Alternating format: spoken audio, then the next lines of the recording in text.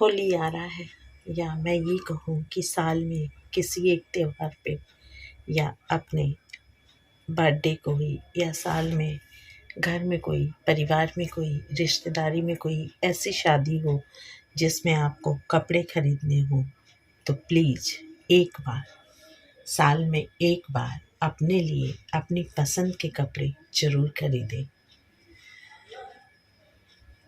महीने में 2 दिन अपने लिए जिएं और दिन में 2 घंटे अपने आप पे खर्च करें, क्योंकि जो सबका ध्यान रखता है अक्सर उसका ध्यान रखने वाला कोई नहीं होता। जो सबकी खुशियों का ख्याल रखता है, सबकी खुशियों को पूरी करने की कोशिश करता है, अक्सर उसकी खुशियाँ ही अधूरी रह जाती हैं, क्योंकि वो सबकी खुशियाँ पूरी करते करते भूल ही जाता है कि उसकी खुशियाँ क्या हैं। और जिनकी खुशियाँ वो पूरी करता है वो ये सोचते हैं कि इसके बारे में सोचने की ज़रूरत क्या है, क्योंकि ये तो खुद ही सबके बारे में सोचता है। या उनके मन में ये होता है कि इनके बारे में क्या सोचना, क्योंकि आप अपने मन की किसी अपने से कह नहीं सकते। एक आदत सी बन जाती है सिर्फ दूसरों की सुनने की, दूसरों से उनकी खुशियों की बात पूछने की। आज आप सोचेंगे मैं कौन सा ज्ञान दे रही हूँ, तो शायद ये ज्ञान भी आपको अपने दिल के करीब लगेगा। मैंने अक्सर देखा है, आप भी कभी ध्यान दें तो देखें, जो घर का मुखिया होता है, जो सबका ख्याल रखता है, वो शॉप पे अगर कपड़े दिलाने जाता है तो उसके अपने साइज के किसी कपड़े पे बार बार उसकी निगाह जाती है, लेकिन वो पूरी तन्मयता से जिन लोगों के लिए कपड़े लेने जाता है उन्हें ही उनकी पसंद के कपड़े दिलाने में मशगूल होता है। तो उसकी निगाहों की पसंद पढ़ने का समय या समझ किसी में नहीं होता, क्योंकि उसने कभी किसी को समझाया ही नहीं, कभी उसको किसी ने उसकी पसंद के लिए नापसंद के लिए समझा ही नहीं। एक 10 से 6 की नौकरी की तरह ये भी उसका रूटीन हो गया है, अपनों को खुश रखना, अपनों की खुशियों का ख्याल रखना, और इस चक्कर में अपनी खुशियाँ सिर्फ ज़रूरतों तक सीमित रखना। ये कोई अतिशयोक्ति नहीं है, ये बिल्कुल वही मैं आपसे कह रही हूँ जो मैंने महसूस किया है। तो दूसरों के लिए जिए, बहुत अच्छी बात है। दूसरे मतलब परिवार के बाकी सदस्यों के लिए, जो आपके नियर डियर हैं, उनके लिए जिए, उनकी खुशियों का ख्याल रखें, ये बहुत ज़रूरी है। लेकिन उन खुशियों की पहाड़ में एक छोटा सा तिनका, एक छोटा सा पत्थर अपने लिए भी रखें, ये भी ज़रूरी है। क्योंकि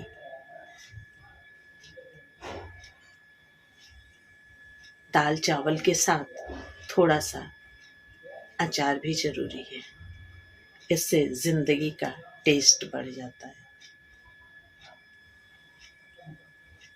मैंने कहीं कैप्शन पढ़ा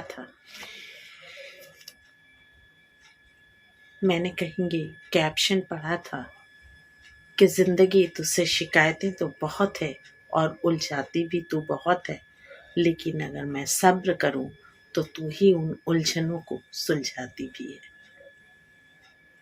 तो ये यंग 40 का घर है, और इसमें हर बात पे ध्यान दिया जाता है। यहाँ जो भी डिश पकती है उसमें कोशिश की जाती है कि हर चीज़ का बैलेंस बना रहे। तेल हो, घी हो, मसाले हो, नमक हो, हल्दी हो, या मिर्ची ही क्यों ना हो। तो प्लीज़ अपनी खुशियों का भी ख्याल रखें, क्योंकि ये भी ज़िंदगी में बहुत ज़रूरी है। और ये तो था आज के ज्ञान की बात। और जैसा कि मैंने कल के वीडियो में एक टॉपिक लिया था कि कोई लाइफ में ऐसा हमराज जरूर होना चाहिए जिससे आप अपने मन की बेचैनी बयान करके थोड़ा सुकून महसूस करें। और इसी से रिलेटेड ये भी वीडियो है। 24 घंटों में 2 घंटे कम से कम अपने ऊपर खर्च करें। ये सोचें कि क्या करने से आपको खुशी मिलती है। ये सोचें कि किससे मिलने से आपको खुशी मिलती है। ये सोचें कि किससे मिलने किसके पास जाने से आपको खुशी मिलती है। ये भी सोचें कि किससे बात करने पे आपको सुकून मिलता है, चाहे वो फ़ोन हो या रूबरू मुलाकात हो। हालांकि कहने को तो 2 लाइनें ये भी हैं कि ये मायने नहीं रखता। ये मायने नहीं रखता कि मैं उसके पास हूँ या उससे दूर हूँ। ये मायने नहीं रखता कि मैं उसके पास हूँ या उसके दूर हूँ। मायने ये रखता है कि मैं उसके दिल के कितने करीब हूँ। तो कहने का मतलब वही है कि दिन भर में अपने बारे में थोड़ा बहुत ज़रूर सोचें, अपने ऊपर थोड़ा बहुत वर्कआउट ज़रूर करें। अपनी पसंद नापसंद, खुशियाँ, गम, क्योंकि ये जो 2 घंटे आप अपने आप पे खर्च करेंगे, इन 2 घंटों में आपको इतनी एनर्जी मिलेगी कि आप आने वाले 24 घंटों को बहुत अच्छे से गुजार सकें, हौसले के साथ सबकी खुशी का ध्यान रख सकें। देखिए, रॉ मटेरियल से ही एक खूबसूरत बिल्डिंग बनती है और इसलिए रॉ मटेरियल की क्वालिटी बढ़िया होना बहुत ज़रूरी है। अगर मैं आपको रॉ मटेरियल कहूँ और आपकी जिम्मेदारियों को बिल्डिंग कहूँ तो आप समझ ही गए होंगे मैं क्या कहना चाहती हूँ। तो किसी को पूजा करने में सुकून मिल सकता है, किसी को मंदिर जाने में सुकून मिल सकता है, किसी को पार्क में टहलने में सुकून मिल सकता है, एक्सरसाइज करने में मिल सकता है, नींबू की चाय पीने में मिल सकता है, किसी सुबह सुबह किसी दोस्त मित्र पड़ोसी के चेहरे पे मुस्कान देखने में सुकून मिल सकता है, अपने बाग का, अपने गार्डन का, अपने किचन गार्डन के किसी एक पौधे के पास बैठकर उससे बातें करने में मिल सकता है। हाँ, किचन गार्डन और गार्डन से एक बात याद आई, क्या आपने कभी फूलों से बात किया है? आप सोचेंगे मैं कैसी बात कर रही हूँ। फूलों से, पौधों से, पेड़ों से आप एक बार बात करके तो देखिए। आपका रिश्ता जब उनसे जुड़ जाएगा ना, पहले दिन आपको कुछ अजीब लगेगा, दूसरे दिन ये अजीबपन थोड़ा कम लगेगा, तीसरे दिन थोड़ा और कम लगेगा, चौथे दिन हो सकता है कुछ महसूस ही ना हो, 5वें दिन थोड़ा थोड़ा सा लगेगा कि वो आपकी बातों को समझ रहा है, और छठे दिन आपको एकदम से लगेगा कि वो आपकी बातें सुनकर अपने पत्तों को हिला करके और एक पॉजिटिव रिप्लाई कर रहा है। ये महसूस करने की बात है। आप सोचेंगे मैं पागल हो गई हूँ क्या जो ऐसी बातें कर रही हूँ, तो नहीं, आप आजमा के देखिए। कहते हैं ना कि हमारे भारतीय पौधों में जीवन होता है, सांसें होती हैं, तो वाकई में होती हैं। एक रिसर्च में ये देखा गया कि जब कुछ पौधों को लगाया गया और वहाँ पे नियमित रूप से संगीत बजाया गया, और एक जगह कुछ पौधों को लगाया गया जहाँ संगीत या कुछ भी नहीं था, तो जिन पौधों के पास संगीत बजता था उन पौधों का ग्रोथ, उन पौधों का बढ़ना बहुत ही अच्छे तरीके से हुआ। तो इस शिकायत को छोड़ दीजिए कि मैं अपने मन की बात कैसे कहूँ। आप किसी को ढूंढ लीजिए, वो आपके साथ एक जुड़ाव करना शुरू कर देगा।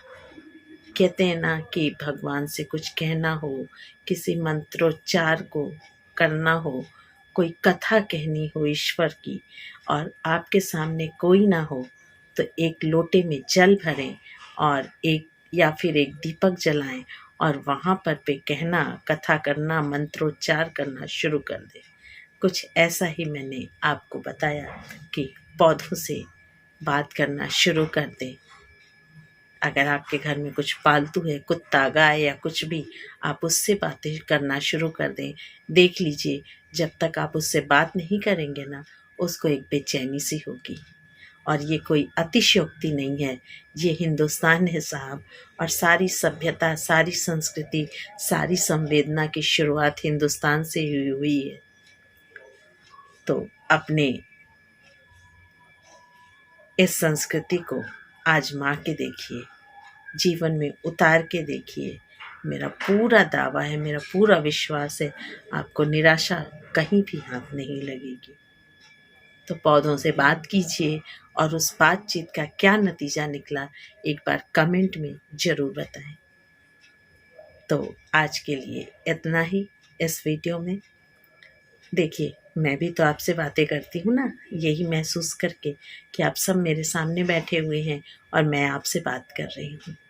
ठीक ऐसा ही अपने गमले के गुलाब के पौधे से कीजिए। ठीक ऐसा ही अपने कमरे में जो आपने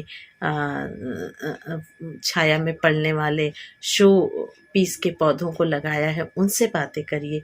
अगर कुछ नहीं तो आपके घर में अगर कोई मूर्ति है छोटी सी शो पीसी से, उससे बातें करना शुरू कीजिए।